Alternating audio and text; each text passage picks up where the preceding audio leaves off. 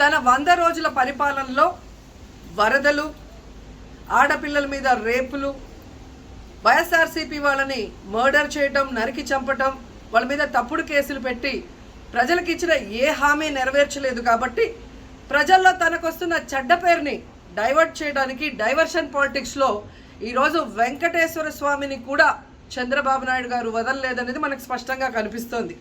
ఎందుకంటే ఆయనకి ఎప్పుడూ అలవాటు, ఎప్పుడెప్పుడు ఆయనకి చెడ్డ పేరు వస్తుందో అప్పుడు ఏదో ఒక ఇష్యూని ఆయనే క్రియేట్ చేస్తాడు. దాన్ని తన వర్గీయులతో పబ్లిసిటీ చేయటం, దాని మీద డిస్కషన్లు చేసి ఎదుటి వాళ్ళ మీద నిందలు వేయటం ఆయనకు అలవాటే. కానీ ఈరోజు మీరు చూస్తే సాక్షాత్తు టీటీడీలో తిరుమల లడ్డూ మీద ఇంత దిగజారుడుతనంగా చంద్రబాబు నాయుడు గారు మాట్లాడతారని ఎవరు ఎక్స్పెక్ట్ చేయలేదు. ఈరోజు ఆయన మాట్లాడాక ప్రతి ఒక్కరు కూడా చీకొట్టడం మనం గమనిస్తూనే ఉన్నాం. ఎందుకంటే సాక్షాత్తు చంద్రబాబు నాయుడు గారి కొడుకే చెప్పాడు టీటీడీలో ముఖ్యమంత్రికి ఎటువంటి సంబంధం ఉండదు అని. అలాంటప్పుడు జగన్మోహన్ రెడ్డి గారు ఏదో దగ్గరుండి తిరుపతి లడ్డూలో యానిమల్ ఫ్యాట్ని మిక్స్ చేయించినట్టుగా ఆయన ఈరోజు ఆరోపించడం ఎంతవరకు సబబని నేను అడుగుతున్నాను. ఒక్కసారి మీరు గమనించండి, చంద్రబాబు నాయుడు గారు ముఖ్యమంత్రి అయిన తర్వాత జూన్ 21వ తేదీ ఈవోగా శ్యామలరావు గారు మరి అక్కడికి రావడం జరిగింది. నెయ్యి వాసన చూస్తూ లడ్డూలో స్వచ్ఛమైన నెయ్యిని మేము వినియోగిస్తున్నామని ఆయన చెప్పడం కూడా మీరు అందరూ గమనించుంటారు. జూలై 6వ తేదీ 12వ తేదీ 2 సార్లు ట్యాంకర్లది టెస్ట్ చేయడం జరిగింది. అందులో వెజిటబుల్ ఫ్యాట్ మిక్స్ అయింది కాబట్టి దాన్ని రిజెక్ట్ చేశాము, దాన్ని వాడలేదు అని శ్యామలరావు గారు చెప్పడం మనం అందరం కూడా గమనించాం. అలాంటిది 2 నెలల తర్వాత ఇప్పుడు చంద్రబాబు నాయుడు టీటీడీకి సంబంధించిన దాన్ని టీడీపీ ఆఫీసులో ప్రెస్ మీట్ పెట్టి ఇలా యానిమల్ ఫ్యాట్ కలిసింది అని ఒక నింద వేసినప్పుడు దాన్ని సమర్థిస్తూ మళ్ళీ శ్యామలరావు గారితో ప్రెషర్ పెట్టి ప్రెస్ మీట్ పెట్టించి ఎలా మాట్లాడిచ్చారో మీ అందరూ కూడా గమనించారు. సాక్షాత్తు నారా లోకేష్ గారే చెప్పారు టీటీడీతో ముఖ్యమంత్రికి సంబంధం లేదు అని. అలాంటప్పుడు జగన్ గారి మీద ఎలా నిందలేస్తారని నేను అడుగుతున్నా. ఈరోజు మీ ప్రభుత్వంలో మీ ఈవో ఉండగా మీరు టెస్టింగ్ చేసిన మిల్క్లో వెజిటబుల్ ఫ్యాటా ఇంకో ఫ్యాటా ఉంటే దానికి బాధ్యత ఎవరు? శ్యామలరావు గారా, లేదా ప్రభుత్వంలో ఉన్న చంద్రబాబు నాయుడు గారా, లేదా ఎవరు టీటీడీ బోర్డులో ఉన్న మెంబర్సా? సో ఇది ఒకసారి మనం ఆలోచించాల్సిన విషయం. అంటే ఈవో గారు తాను జాయిన్ అయినప్పుడు ఏం చెప్పాడు, ఈరోజు చంద్రబాబు నాయుడు ప్రెషర్ పెట్టాక ఏం చెప్పాడు అనేది భక్తులందరూ కూడా గమనించాల్సిన విషయం.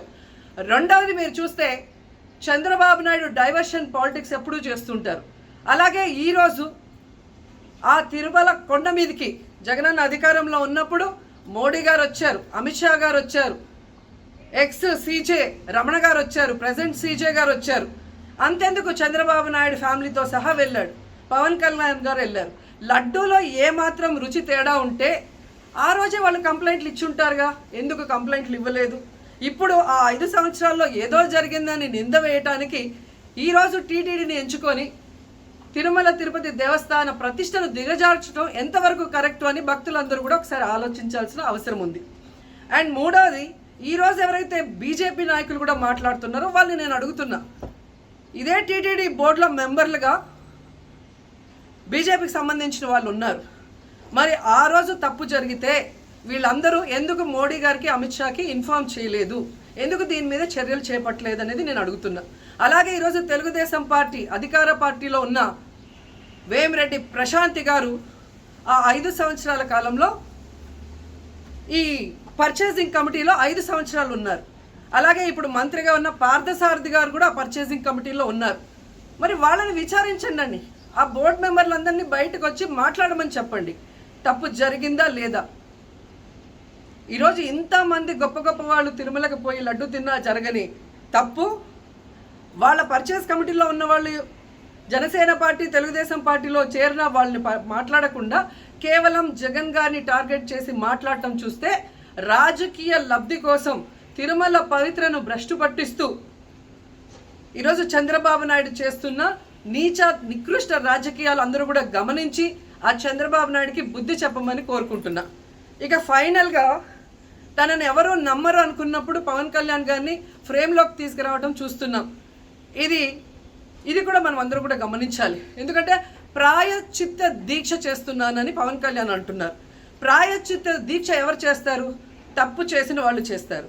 అంటే చంద్రబాబు నాయుడు తప్పు చేశాడు, ఇది అబద్ధం, ఈ లడ్డూలో కల్తీ జరగలేదు, ఇది నాకెక్కడొచ్చి ఆ పాపం చుట్టుకుంటుందన్న భయంతో పవన్ కళ్యాణ్ ప్రాయశ్చిత్త దీక్ష చేస్తున్నారనేది ఈరోజు మాకు అందరికీ అర్థమవుతున్న విషయం. ఎందుకంటే ఈ రాష్ట్రంలో తిరుమల కొండ మీద 1000 కాళ్ళ మండపాన్ని కొట్టేసింది చంద్రబాబు నాయుడు. దుర్గా గుడిలో క్షుద్ర పూజలు చేయించింది చంద్రబాబు నాయుడు.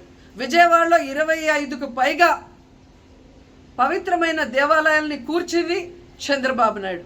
పూజల్లో బూట్లు వేసుకొని పూజలు చేస్తూ అన్ని తొక్కేసింది చంద్రబాబు నాయుడు గారు. ఇలాంటి చంద్రబాబు నాయుడు కోసం ఎన్ని ప్రాయశ్చిత్త దీక్షలు చేసినా ఆయనైతే దేవుడు క్షమించడు, అలాగే హిందువులు కూడా చంద్రబాబు నాయుడిని క్షమించరు. ఆ పాపం నుంచి తప్పించుకోవడానికి పవన్ కళ్యాణ్ చేస్తున్న ఈ 11 రోజుల ప్రాయశ్చిత్త దీక్ష పవన్ కళ్యాణ్కి మాత్రమే పనికొస్తుంది. కాబట్టి ఇకనైనా తిరుమల తిరుపతి దేవస్థానాన్ని అడ్డం పెట్టుకొని జగనన్న మీద దుమ్మెత్తి పోసే కార్యక్రమాల్లో ప్రతిష్టగా దిగజారిస్తే తిరుపతి అమ్మాయిగా నేను ఊరుకునేది లేదని కూడా ఈ సందర్భంగా తెలియజేసుకుంటున్నాను.